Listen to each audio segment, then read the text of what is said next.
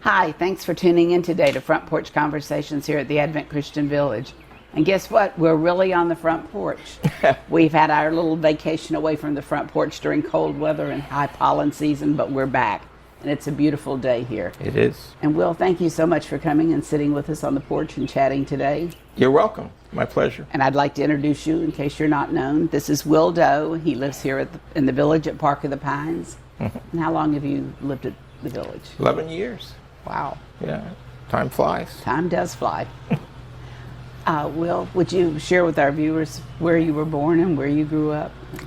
I was born in Sanford, Maine. I think that was more likely because mother was the first. I was the firstborn, and she went to stay with her mother during that last couple of weeks. And then I grew up in Acton, Maine, which is a little bitty town that used to have like 500 people in population. And what does it have now? I don't know what it is today. It thrives on the summer folks. It's in the lake region of Maine, and lots of boats and water and such. And so the most of the people, probably a lot more people in the summer than there is in the winter. And after, what are fond memories for you from growing up? Well, we lived on a farm. We had some dairy cows in those days. Many memories related to that, taking the milk in those cans that everybody likes to collect from the antique shops down to the train in, I think it was Union, New Hampshire. We put them on the train, and they went off to be processed, where today everybody has a tank in the back barn somewhere, and they fill it up and it's picked up by a trailer truck. But in those days, we had to carry those cans to the train station. And I remember, mowing the fields and doing the gardening and the various things until my dad worked in a textile factory, made Palm Beach material, which was the fabric for men's suits back in the 50s. And there was a strike, and it was privately owned. He locked the doors and said, "I'm retiring," and sold the Palm Beach to some outfit in North Carolina or someplace.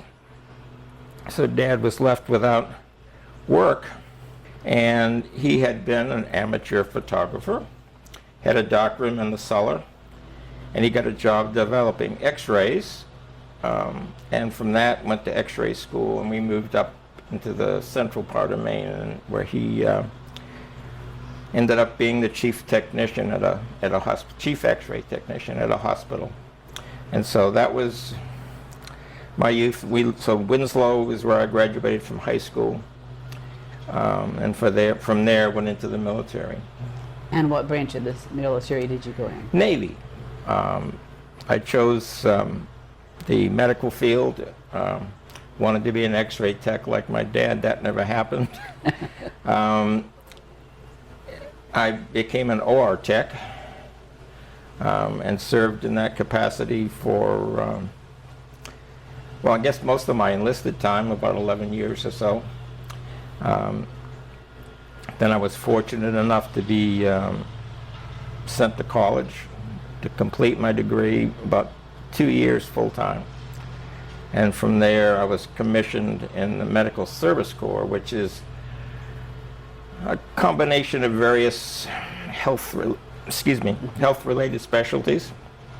So it's healthcare administration, but it's also podiatry and the lab officers and the psychologists and whatever else didn't fit neatly into the nursing or medical corps, went into medical service. And so I served primarily in the healthcare administration section, but my specialty was in materials management. And where did the Navy let you go live all those years? It was really odd. All of my enlisted time was in New England. Twice in Kittery, in New London, and in Quonset Point, Rhode Island, which was the home port for Operation Deep Freeze. New London, Connecticut, if I didn't mention that. And then after I completed school, which they allowed me to go in Maine to Nassau College, which is now defunct. But when I graduated, they sent me south, and every time it was further south. So I went to Maryland, and then I went to Orlando, and then back up to Virginia, and then Naples, Italy, which is probably my favorite duty station. 3 years in Naples. Learned to ski, which I had never done growing up in Maine for some reason or other. I think it requires a lot of equipment and stuff that we just didn't have. But I learned to do it in Italy through the recreational services. Spent a week in Greece and traveled up into the Alps and did a lot of travel in Europe while I was stationed in Italy. And then basically I retired. I came back to officially retire in Orlando, but Naples, Italy was my last regular duty station. Now, I heard you and Tom talking when we were getting set up, and you've been at the South Pole also? I spent 1 solid year, almost day to day, in Antarctica, and I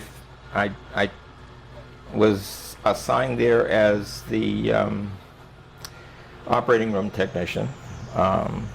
We had a family practice doctor to begin with, a lab tech, an x-ray tech, and a couple of general duty medical people. In the midst of it, I think there was a personality issue with the doctor at another station, so they switched our doctor with the doctor from one of the other stations. Mm-hmm. And lo and behold, in the midst of the winter, we had somebody with an obstructed bile duct, and we thought we were going to have to attempt to do surgery, which was not a great thought. We managed to get him through with antibiotics and a lot of prayer and what have you. And he was medevaced, which means that they sent a big transport plane, a C-130. They sent it in on skis in the middle of the winter with Coleman lanterns lighting the runway. And they can't shut them off, it's too cold. So they just turned it around and took one of the corpsmen, it actually was one of the corpsmen of all things, our lab tech, sent him back to Christchurch and then on to the States to have his gallbladder surgery. So if you were describing your time there, what would it have been like? Well, Italy was one of the highlights, and Deep Freeze, Operation Deep Freeze, was one of the great highlights of my service. There aren't that many people that have been there. Mm-hmm. It's very rare. And you have a neighbor who's been there. And I've got a neighbor here that's been there.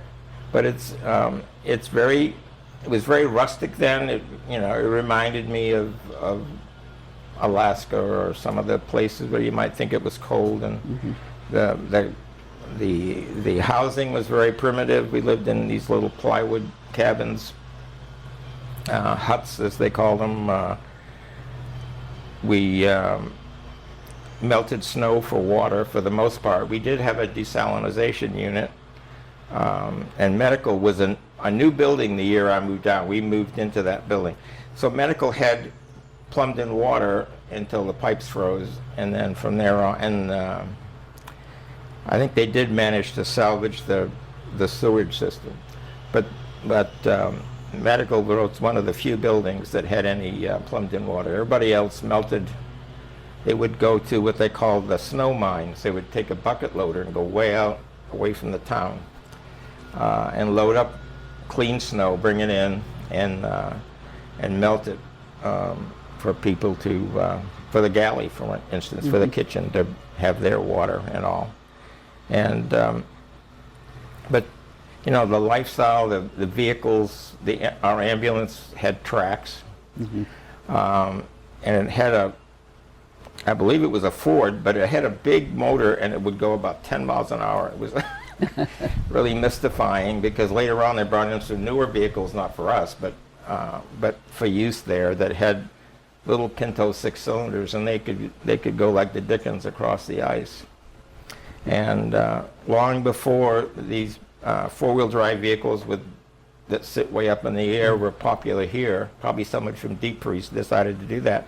We had the old Dodge Power Wagons with these giant tires and lifted way up in the air. You could drive them across the snow with reasonable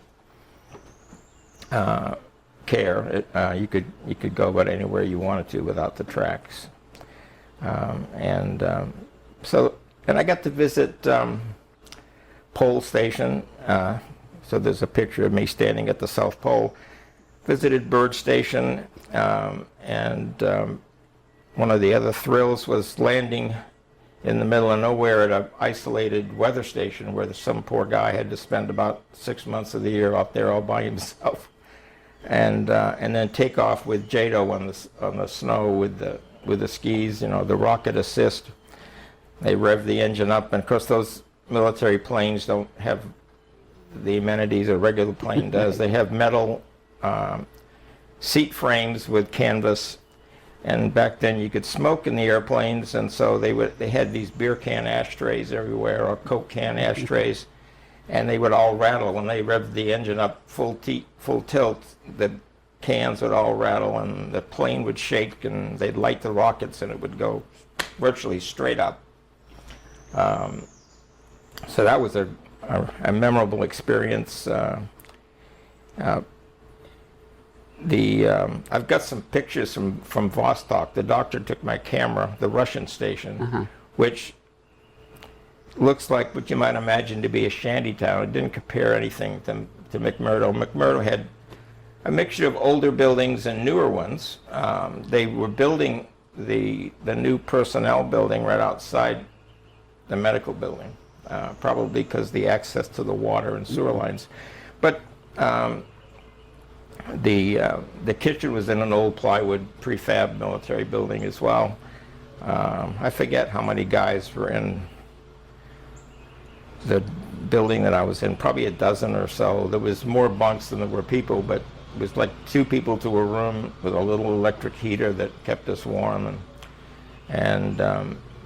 But the showers and the restrooms were, again, primitive and down the road, so it was not a fun thing. You'd have to sometimes melt the ice off the shower floor to get into the shower. Oh my. Wil, can we back up a minute? Sure. I know that you've had another relative that has lived here at the village.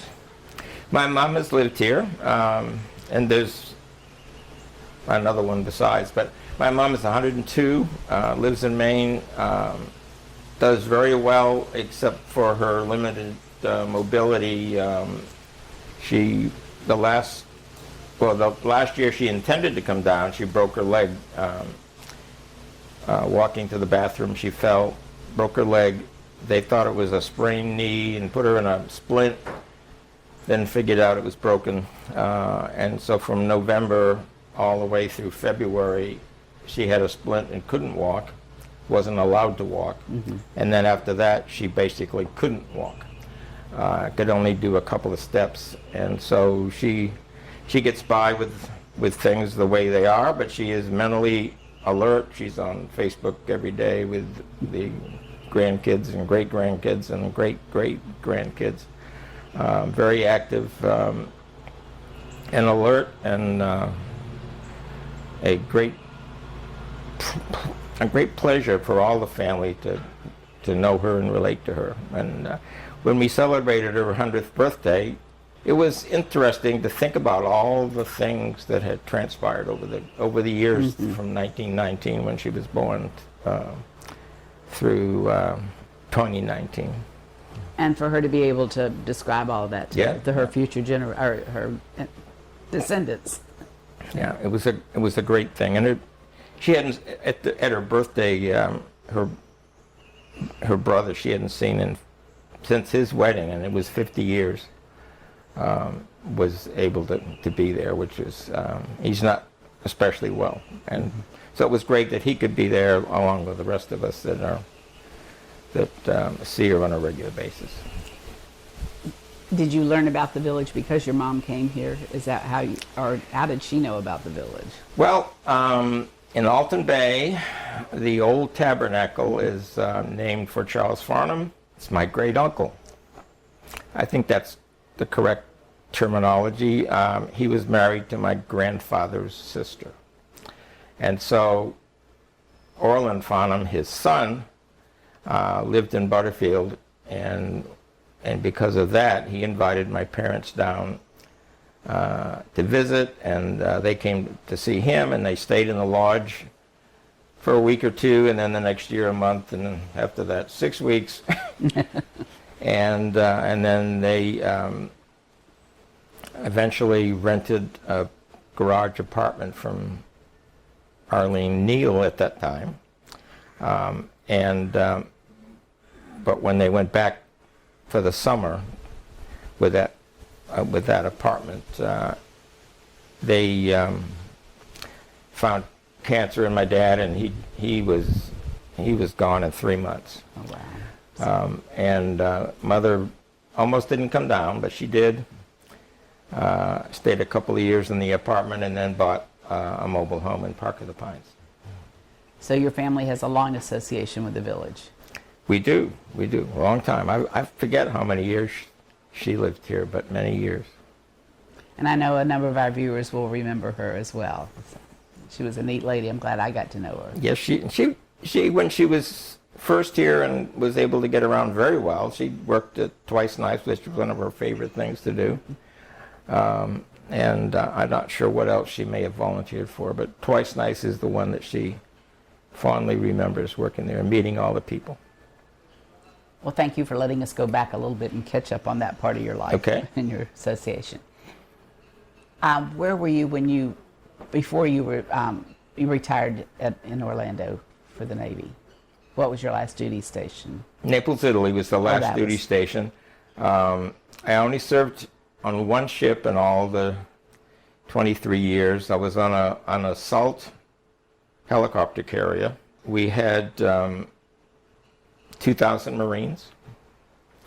We had actually one of the largest medical facilities in the Navy in terms of beds. We had like 25, I think, or 30 acute care beds, but then the Marine Corps berthing was, you could convert that to light care beds. So the idea was the Marines would be taken ashore on the helicopters, and by landing craft that we kept in the belly of the ship. We opened the garage door, and they would sink the ship down a few feet in the back and drive the boats out.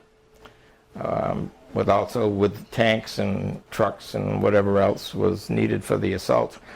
Fly the Marines ashore, and then they bring them back. We had a big mass casualty triage area, and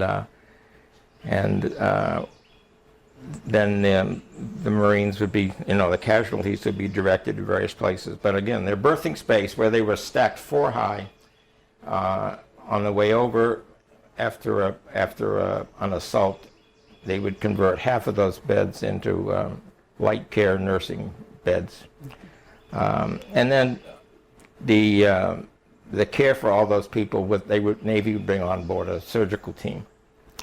And so the ship's medical department didn't have to care for them all, but we had to be prepared the rest of the time for those various events that might take place.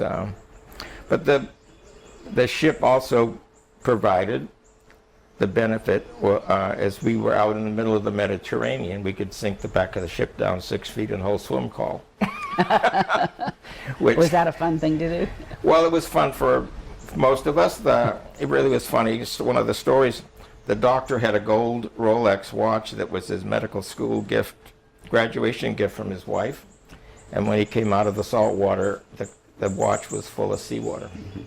The doctor and the dentist got together. They drilled holes in the crystal of this solid gold Rolex, irrigated it out with water, and then filled it with mineral oil. And then the doctor packaged it up and sent it off to Rolex for repair. But that was a funny story that happened that was my first doctor. We had 2 different doctors while I was on board the ship, but that was Dr. Peterson. And probably at that time they couldn't Google how to take care of that problem. They had to figure it out on their own, use their own ingenuity. Yeah, because it wouldn't take long for salt water to corrode the inside, and I suspect Rolex probably threw it away anyway and put a new one in and sent it back. But all's well that ends well, All's right? well that ends well. But that was one of the memorable things while on board on that ship. But also we were parked outside of Beirut for a time to take on board families that were being evacuated from Beirut. We went to assist think of all this, an ammunition ship that caught fire. And it was towed into Suda Bay, Cyprus, and we went to provide them with support. Mm-hmm. And that was not a time when we had the Marines on board. It was just the Navy folks. And so we pulled up to the pier where they were and invited them on board for food and showers. They didn't want to do it. They were determined that their ship was going to be restarted. They were going to clean it. They were going to get everything done, and then they were going to drive it back to Virginia, which didn't happen. Eventually, they had to get a tugboat to bring them back. But I forget the name. The doctors said it was some kind of survival syndrome. Mm. They agreed to eat sandwiches on the pier. They didn't want showers. They were sleeping on the deck of the ship with blankets. And I went, that was one of the interesting things. I went on board with the doctor. We inspected the ship. Mm-hmm. And when I went into berthing and I saw the berthing on this ship, which was contemporary with my time when I joined the Navy. If I had ever been assigned to a ship in 1962, I probably wouldn't have stayed 23 years. You would have had a very short It was career. very close, with an air tube coming down to each bunk so you could get some kind of fresh air. But it was an experience that I really probably wouldn't have relished. All of my time, except for that one ship, was in a medical facility of some kind. Naval hospitals up and down the East Coast, never on the West. So it was always a different atmosphere, I think, than on board a ship. You were living in Orlando when you got out of the Navy. Did you have a further employment there, or? Yes, I worked. I thought it would be fun to do auto parts. I'm kind of a car guy, so I went to work in a Ford dealership in the parts department. Didn't really like it all that well, but it was very hard to compete with the guys that had done this for 20 years. They had the part numbers in their head, and so I then went to work in a surgery center, which was more my speed, as the materials manager for the surgery center in Orlando, called Same Day Surgery Center. Worked there about 10 years. And then I worked for Seminole County in the utility department. So if you needed a water meter or some of those kinds of things, if you were a contractor, you were going to build a subdivision, you came to me and got 150 water meters to do the process. And then the most fun thing was I worked for a company called Cinnabar, which is a gemstone. I think it's sort of like a garnet. It's kind of a reddish-brown stone. Anyway, I worked for them until I retired. And they did scenery, sets, and what have you for entertainment venues.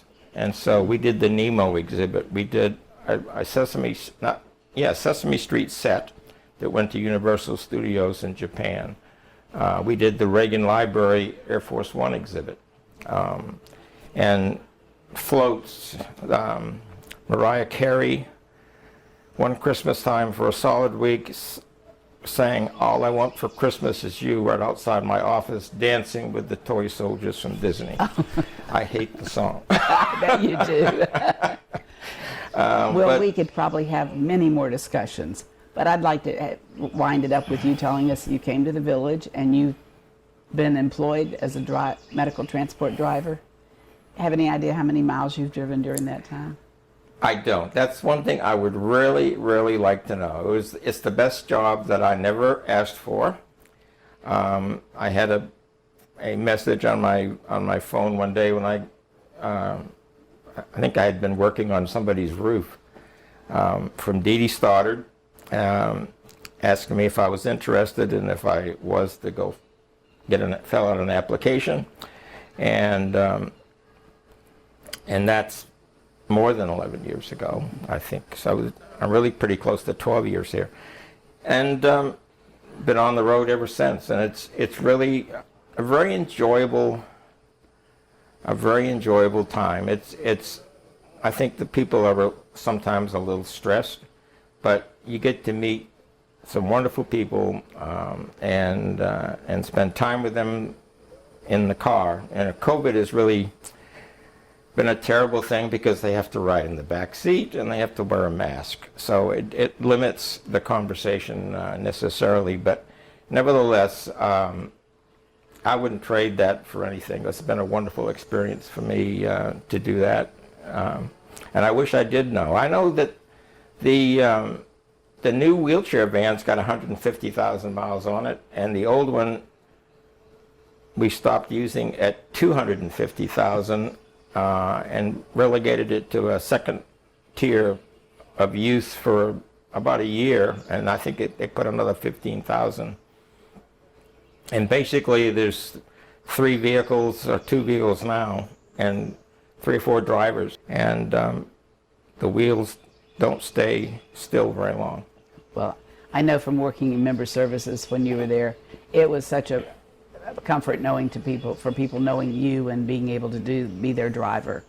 And I'm sure that you've had a real ministry there. I think so. I really enjoyed it.